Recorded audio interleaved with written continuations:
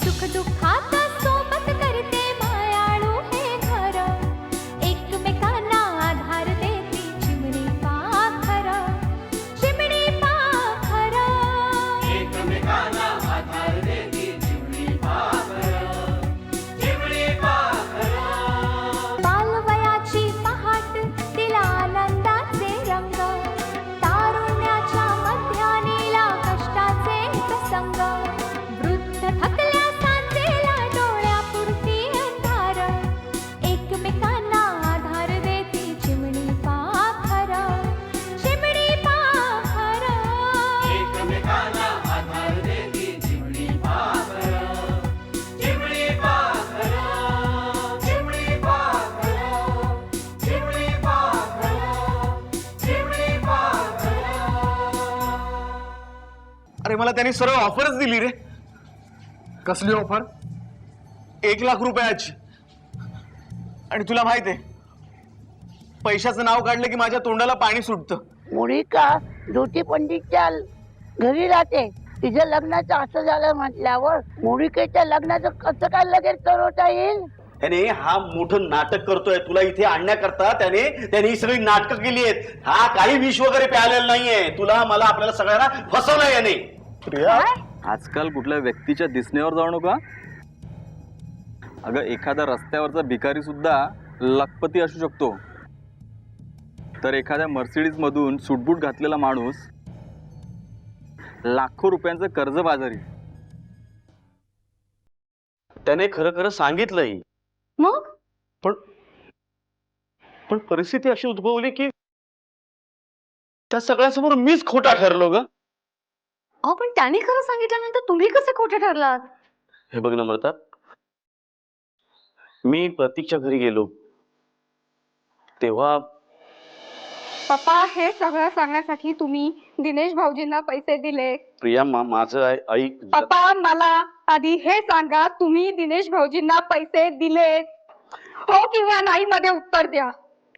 हो दिले, पण त्याने खरं सांगावं म्हणून मी दिलेत. पप्पा पप्पा तुमच्यावर असला नसलेला विश्वास सुद्धा उडालाय हो माझा. मला प्रतीकने नाही तुम्ही फसवलंय. प्रिया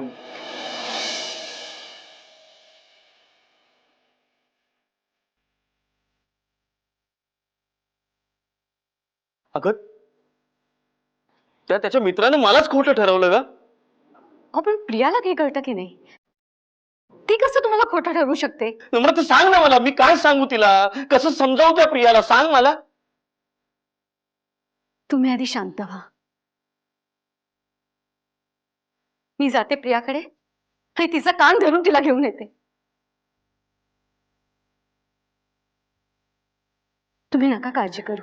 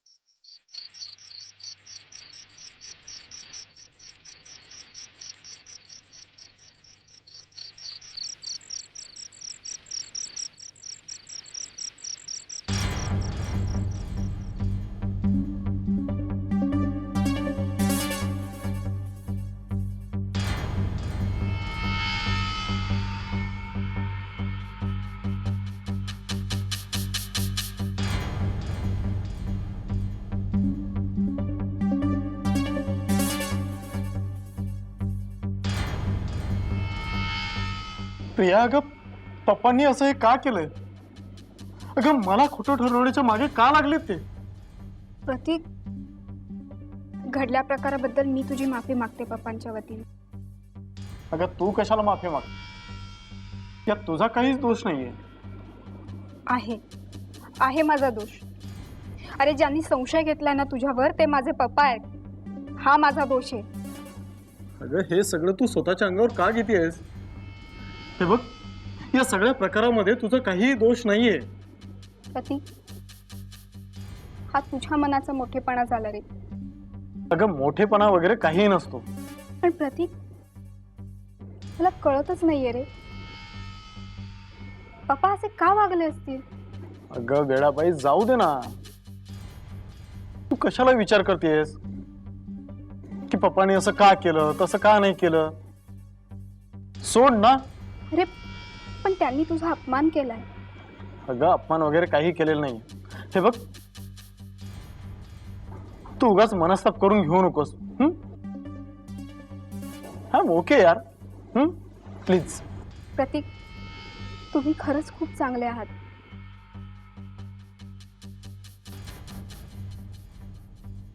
अरे वा, आज एकदम तू वरून तुम्ही वर. हो, आज मी तुम्हाला तुम्हीच म्हणणार. आज मला तुमचा खरंच खूप आदर वाटतो. बर, मग हे तू म्हणणं फक्त आजच्या दिवसापुरतंच आहे की? नाही, आजपासून मी तुम्हाला तुम्हीच म्हणणार. अगं प्रिया, अगं तू म्हटलं काय किंवा तुम्ही म्हटलं काय, यामुळे आदर कमी किंवा जास्त होत नसतो.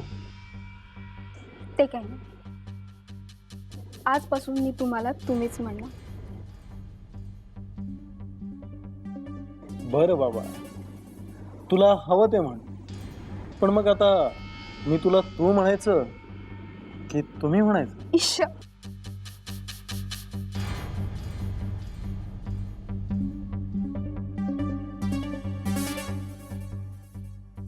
चला प्रतीकराव,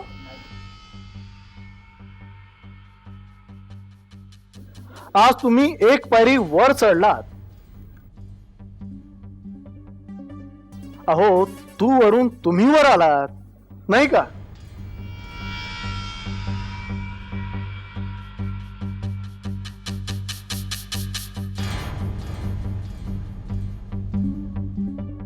चिमणी पाखरं, चिमणी पाखरं. काय शिंदे साहेब, मग कुठे?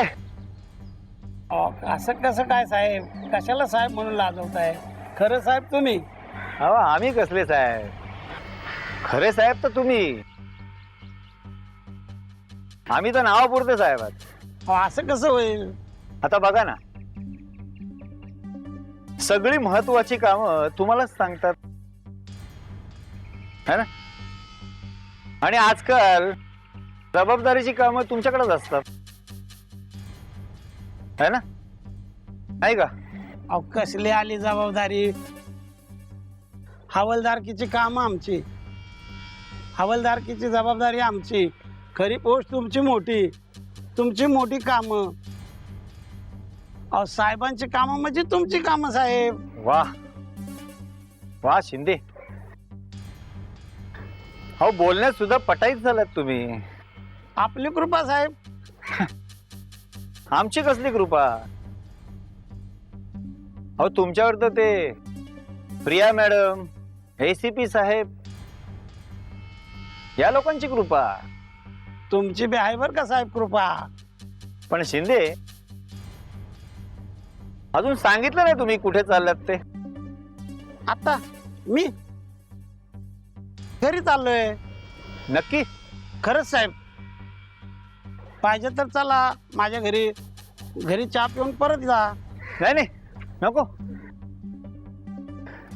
या तुम्ही.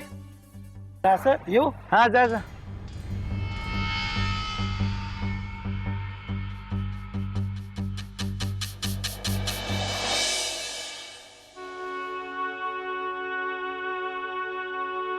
या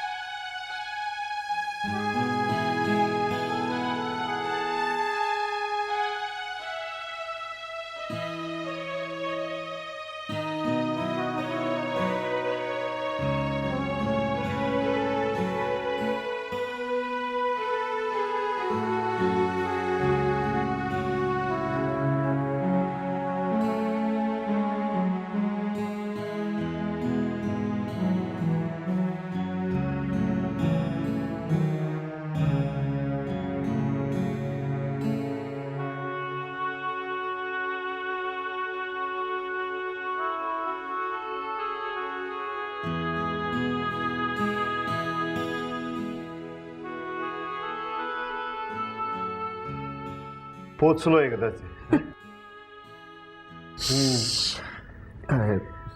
जानवी, तुला बरं वाटतंय ना? संपूर्ण प्रवासात हा एकच प्रश्न मला विचारताय सारखा. बरं वाटतंय ना तुला? बरी आहेस ना तू?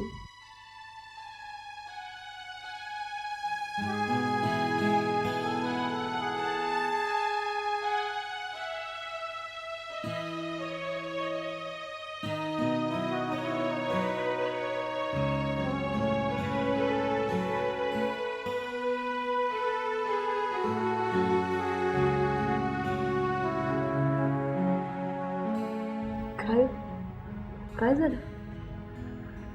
असे का बघताय माझ्याकडे? प्रवासाचा थकवा. चला चला लवकर फ्रेश होऊयात आणि काहीतरी खाऊन घेऊयात आपण. चला. नको बाई, मला नाही भूक. अगं असं म्हणून कसं चालेल? तुला औषधं घ्यायची आहे ना. चल चल चल, उठ उठ, चल लवकर चल. चला. दिवाकर, हं? मी विचारलेल्या प्रश्नाचं उत्तर नाही दिलत मला.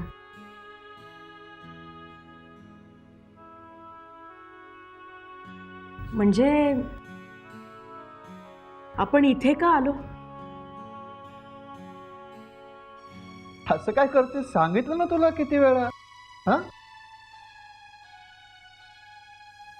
तुझ्या तब्येतीत सुधारणा व्हावी, तुला हवा पालट मिळावा, तुला आराम मिळावा, थोडा चेंज मिळावा म्हणून आपण आलो इथे. हो, म्हणजे आपण दोघंच का आलो इथे असं विचारलं होतं मी तुम्हाला. म्हणजे म्हणजे जागृतीला का नाही आणलं आपल्या बरोबर? तिला एकटीलाच का ठेवलं तिथे? तर मोठी झाली आहे जागृती, एकटी राहू शकते ना. माहितीये मला, मोठी झाली आहे ती, एकटी राहू शकते ती. आपण आपल्या बरोबर घेऊन घ्यायचं ना तिला. आपण एकटीलाच का ठेवलं तिला तिथे? हे बघ जानवी, मी तुझ्या सगळ्या प्रश्नांची उत्तर दे, पण आधी तू फ्रेश हो, काहीतरी खाऊन घे, गोळ्या घे, मग तुझ्या सगळ्या प्रश्नांना सविस्तर उत्तर देईन. नाही, आधी मी विचारलेल्या प्रश्नांची उत्तर द्या, नाहीतर आपण परत निघून जाऊ इथून आणि जागृतीला घेऊन येऊ परत. ओ गॉड.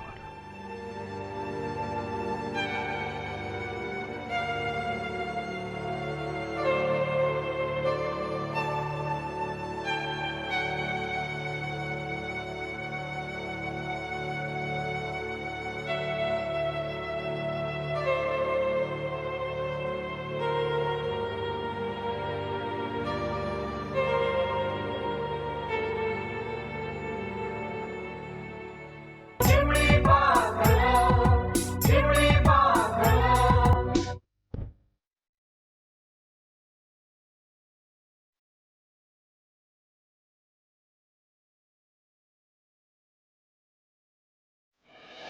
हा तो दिनेश आहे ना, हा माझा जिगरी दोस्त आहे.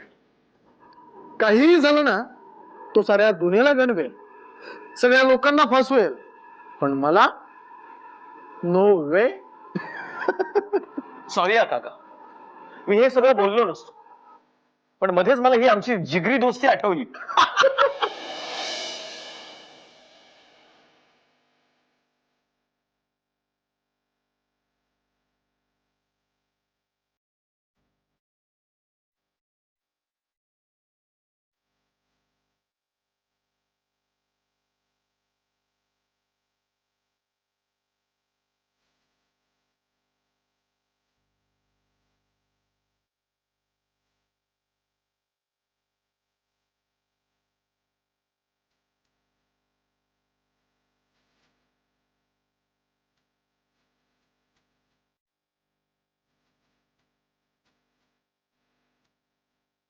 अहो, काय मी काय म्हणत होते, आज तुम्ही ऑफिसला नका जाऊ. का पण? रात्रभर या कुशीवरून त्या कुशीवर करत होतात. मी पाहत होते ना तुमची तळमळ. रात्रभर झोपला नाहीत तुम्ही. कशी झोप लागेल मला सांग ना नम्रता, कशी झोप लागेल मला? परक्याचं ठीक होतं, पण पण माझ्या स्वतःच्या मुलीनं मला खोटं ठरवावं. अगं त्या प्रतीकवर इतका कसा विश्वास बसला तिचा, हा, की तिने मला स्वतःच्या बापाला विश्वासघातकी ठरवून मोकळं व्हावं. असं का बोलताय? अगं तो प्रतीक, तो खोटा असून खरा, आणि मी तिचा बाप खरा असून खोटा. लहान आहे होती, बोलली असेल काहीतरी वेड्यासारखं. तुम्ही नका मनाला लावून घेऊ. लागलं ग, मनाला लागलं माझ्या. अमृता, तू तिथे असतीस ना, तर तुझ्याही तितकंच मनाला लागलं असतं जितकं माझ्या मनाला लागलं.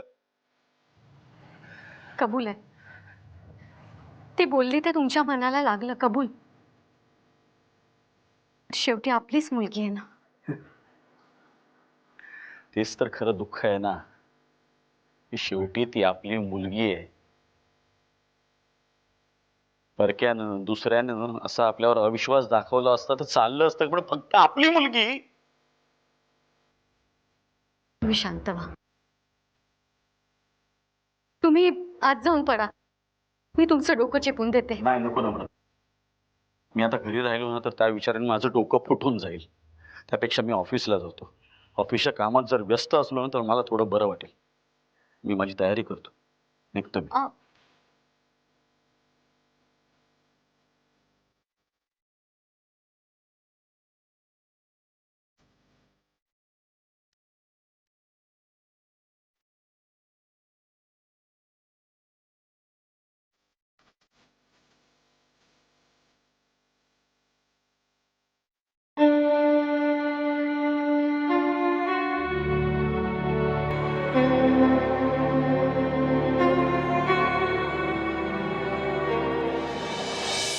जान्हवी, प्लीज भानावर ये. असं वेड्यासारखं वागू नकोस. हो, मी कुठे वेड्यासारखं वागतेय? तुम्हीच वेड्यासारखं करताय. चला बरं, मला माझं काम करू दे. आत्ता जागृती येईल आणि रडत बसेल. जान्हवी, आपली जागृती आपल्याला. काय झालं? आपल्याला काय? जानू, अगं आपली जागृती ही आपल्याला सोडून गेली.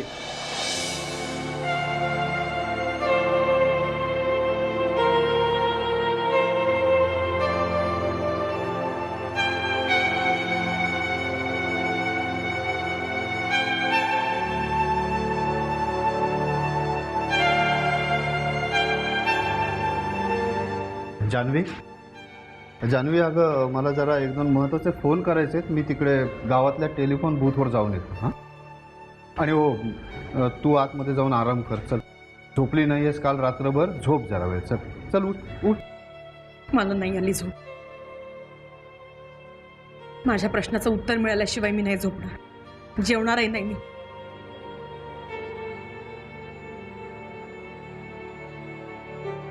जागृतीला का नाही आणलं आपल्या बरोबर? हे बघ जान्हवी, जागृतीला आपल्या बरोबर का नाही आणलं? कारण अगं तुम्ही मला प्रॉमिस केलं होतं की आपण कुठेही बाहेर गावी गेलो तरी जागृतीला आपल्या बरोबर घेऊन येऊ म्हणून. आठवतंय ना तुम्हाला? हो मला मग का नाही आणलं? हा अगं ती काय ते म्हणत होती ना शाळेच्या पिकनिक बरोबर 2-3 दिवस बाहेर गावी फिरायला जायचंय. अगं तुलाच नाही का परवानगी विचारत होती? कधी? अगं असं काय करते मागच्या आठवड्यामध्ये तू सुद्धा तिला परवानगी दिली होतीस, नीट जपून जा म्हणालीस, तिकडेच गेली आहे ती. कुठं बोलताय तुम्ही? मी तिला एकटीला बाहेर गावी जाण्यासाठी कुठेही परवानगी दिली नव्हती. का खोटं बोलताय? मला खरं काय ते सांगा तुम्ही.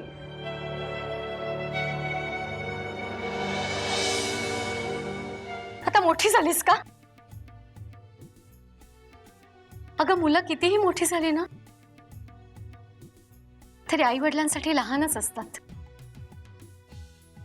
आणि आई वडील त्यांच्यावर तितकंच प्रेम करतात जितकं ती लहान असताना त्यांच्यावर करतात. तुम्ही गरीबाला कशाला तुमच्या साहेब लोकांच्या भांडणात अडकवताय? मला जाऊ द्या. तुम्ही जे काय विचारायचं ते सगळं पुन्हा मॅडमला विचारा. विचारतो मी ते. बाल